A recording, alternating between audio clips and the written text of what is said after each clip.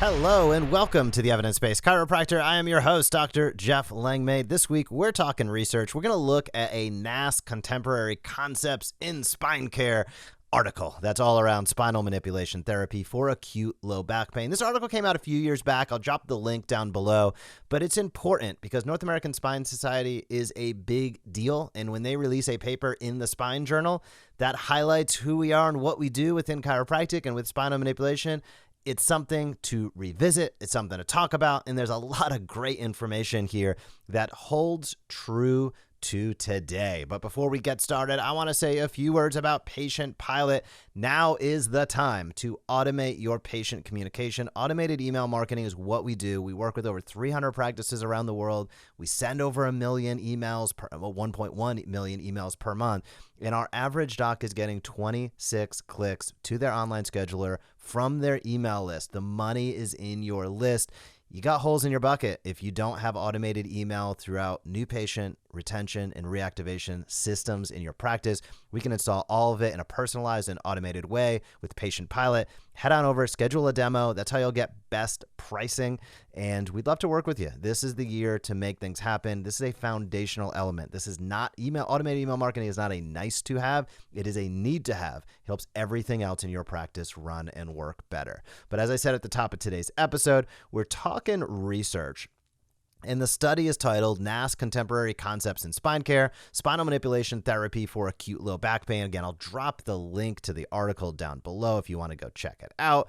Why is this a big deal? Well, we'll start with the fact that we talk about many times. Low back pain is like the most common and debilitating condition on planet Earth. So a cumulative 1-year incidence of low back pain is 20% or more. So that can be scary, but the good news is a survey of people 35 to 45 years old found that low back pain usually resolves quickly, but about 40% of people develop persistent low back pain. So here's the good and the bad side of that, right?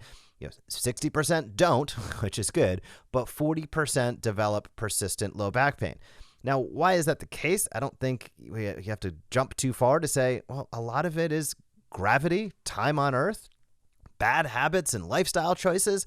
These are the things that we see and deal with every single day in our practice. So it's no surprise. And this is why, in many cases, this is more about management than cure, because people typically don't come into your practice with an incident of low back pain and then wildly change their lifestyle. Like, people do pick up good habits, and your job is to help educate and inspire them to do so. But specifically, if they're sitting at a desk like all day for 10 hours a day, most people don't dramatically change their entire career once they have back pain, and time can be difficult. So that's where exercise, it's important to emphasize the importance. But we know probably a good portion of people don't overhaul their lifestyle. So what does that mean? That means more management than cure, because a lot of this is what they do outside the four walls of your practice. And inside is kind of crisis management, movement assessments, etc. But outside is where they're living their life all those other hours of the day. So it's so important. And it's important as well to head this off quickly, which is where we come in and why we're so important in this, because patients with acute low back pain who don't improve quickly often seek additional and advanced interventions. And that is a big challenge, as we've identified the last few weeks on this podcast, specifically with the overuse of surgical intervention. It's a big deal for us as chiropractors to be able to enter the care algorithm as early as possible. It literally changes the entire dynamic. Opioid use down 50%, surgical use probably down 40-50% or more. And that is a big deal. So one of the things that people can seek out and do seek out is what we do as chiropractors with spinal manipulation. This study highlights the fact that some form of spinal manipulative therapy to treat low back pain has been used for thousands of years. I think we've all probably seen the old hieroglyphics showcasing that even in ancient Egypt, what appeared to be people drawing other individuals utilizing adjustments or spinal manipulation from way back in the day. So it's been around a while. So what are the indications when we're talking acute low back pain? Let's set some brackets here. Acute low back pain is defined as a minimum duration from 1 to 4 weeks and a maximum duration of 3 to 6 weeks. So that, and all the studies in this paper were less than 12 weeks, because 12 weeks is really where you tickle over to that chronic pain type situation. So this one's focused, again, exclusively on acute pain. So there was some discussion. What's the discussion around improvements in pain and function? And this, again, this is from the North American Spine Society in the Spine Journal. This is real deal stuff. I love where they kick this paragraph off. They basically say, I'll read it exactly as they do say it. Spinal manipulation therapy appears to be effective for pain reduction in the short, immediate, and long term. Only 1 to 2 weeks after initiating care with SMT, pain reduction was substantial, 62%. So let's dig into that a little bit. This can be a criticism sometimes. It's a false criticism, as we know now. But, chiropractic works because you're there, because somebody has their hands on it. Well, because you want to get better. Placebo's real. It works. Hands-on care is important. Human touch is really, really important. Don't underestimate that. But this is something that works in the short, immediate, and long term. And within 1 to 2 weeks, pain reduction was substantial, 62%. That is a big deal. Almost nothing else can touch that. That is, that really needs to be emphasized. They go on to say that pain reduction tended to peak within 3 to 4 weeks of beginning spinal manipulative therapy, chiropractic, 80%, and tapered slightly after 2 to 3 months down to 67%, 6 months, 65%, but remained higher than that achieved after 1 to 2 weeks. So 1 to 2 weeks, substantial pain reduction. Then you get into the meat of it, right? Pain reduction peaking 3 to 4 weeks. This is also something I think it's important to keep in mind. And every patient's different, and how you approach clinic. So this isn't about trying to coax anybody to take care of somebody longer or shorter. I just think it's important to acknowledge the fact that here they're saying pain reduction reaches peak within 3 to 4 weeks. It takes a little time. Now, some people might have pain reduction sooner or later, but as we all know, pain is the last thing to come and first thing to go. So it is important to understand biomechanics, and I'll say it. I've said it before, and I'll say it again. Don't get people out of your practice too soon. Just because they're feeling a little bit better that day doesn't necessarily mean that they've made any lifestyle changes. It doesn't mean that they've made any psychological shifts and that they're feeling actually that much more confident. And it doesn't mean that their biomechanics through your movement assessments, whether you're using DNS, SFMA, whatever it might be, it doesn't mean that there's been substantial change there. It takes time to make change. And people come in to feel better, but you should also hold them accountable. And accountability takes time. Accountability doesn't happen in 2 visits. Accountability takes time as you start to see what their patterns are, understand, and be their guide. And to me, that's one of the most important things we can do as chiropractors.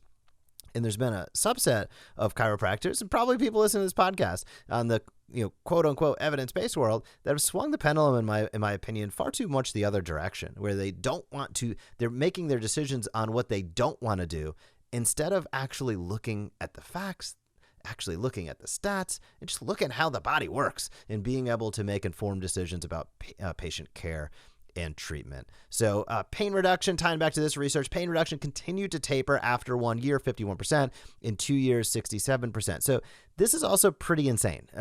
Think about this. Again, I'll take a step back and look at what this is saying. People will undergo care, and literally, that's how powerful what we do can be. That 6 months later, 3 months later, 1 year later, 2 years later, they're still having benefit from it, despite the fact that their habits probably didn't change, despite the fact that they're older, despite the fact that they might have had injuries, despite the fact that gravity continues to wear on the musculoskeletal system. These are really, really big deals that I think often we overlook because we see people get well every single day. We see people come in abject pain and walk out feeling great.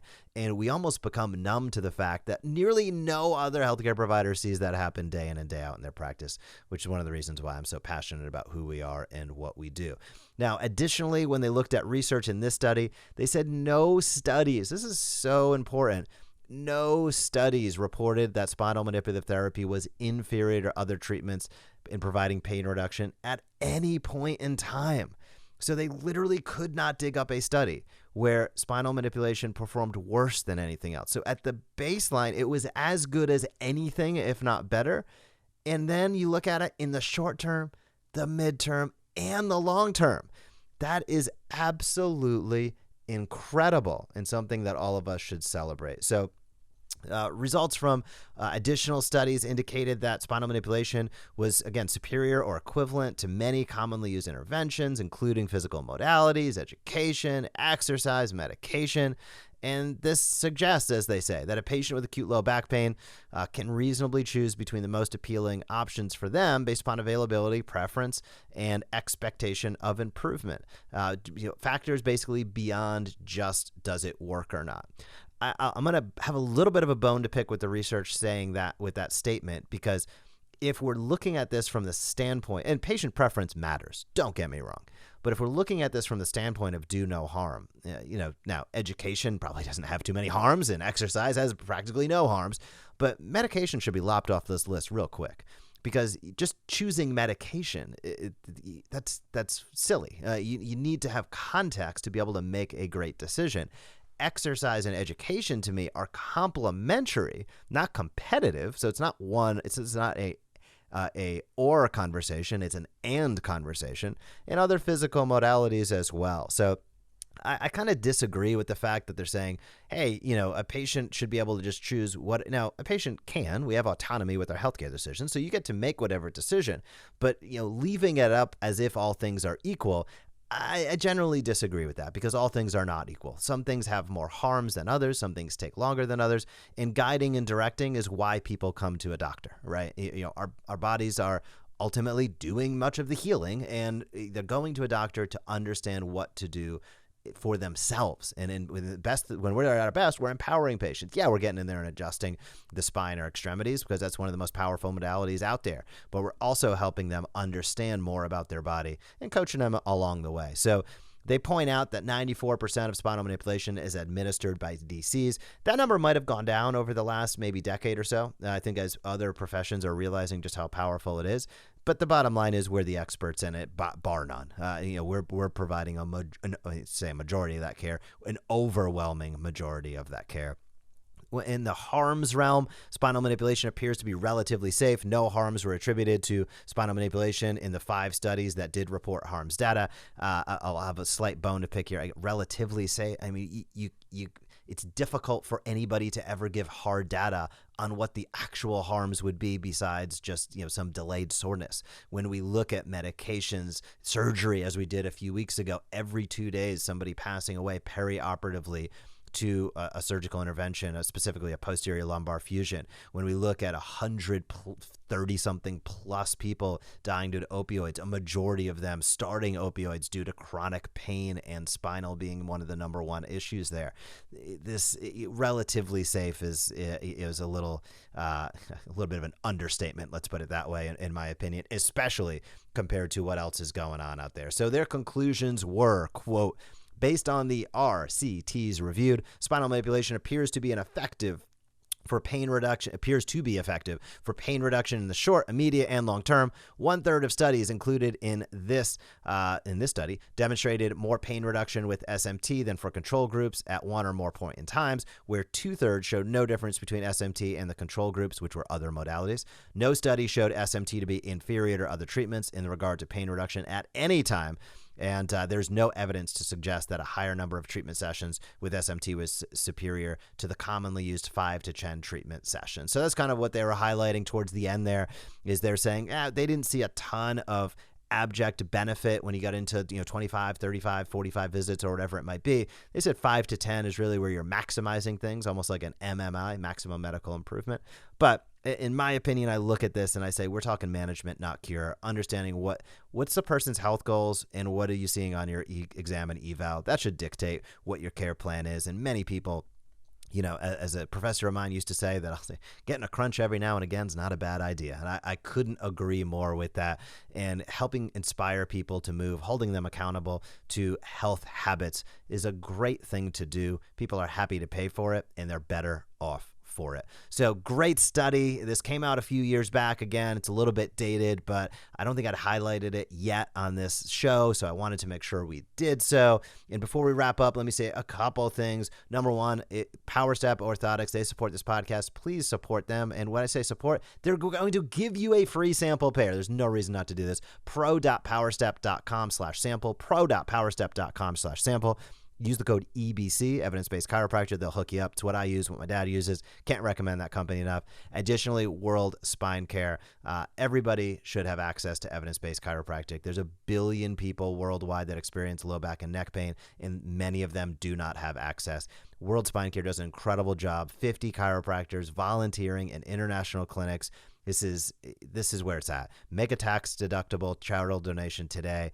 worldspinecare.org/EBC podcast, whether it's $1, $5, $10. They are doing incredible work. I know the team over there. It's great to support organizations that support chiropractic worldwide, especially in so many of these really, underserved, many of these locations, some of them don't have, forget about internet. I mean, it's like clean water and electricity are luxuries, and, access to high quality care is just so needed. So anything that you can do, worldspinecare.org/EBC podcast, they will graciously accept. I will graciously say thank you. I'll also say thank you for being a chiropractor. Thank you for tuning into this podcast. If you have any questions, as always, or you think there should be some research highlighted on here, hit me up, jeff@theevidencebasedchiropractor.com. If you have not left a rating or review for this podcast, that helps more and more docs find out about this podcast, so I would greatly, greatly appreciate it. If you're listening on your iPhone, you can just swipe or scroll right on down, tap the number of stars. If you want to leave a sentence or two, that would be awesome as well. Otherwise, have an awesome week in practice, and I will talk to you soon. Thank you for joining us on this episode of the Evidence Based Chiropractor. If you want to grow your practice, come back for next week's episode. If you want to grow faster, visit theevidencebasedchiropractor.com and join our MD Marketing membership today.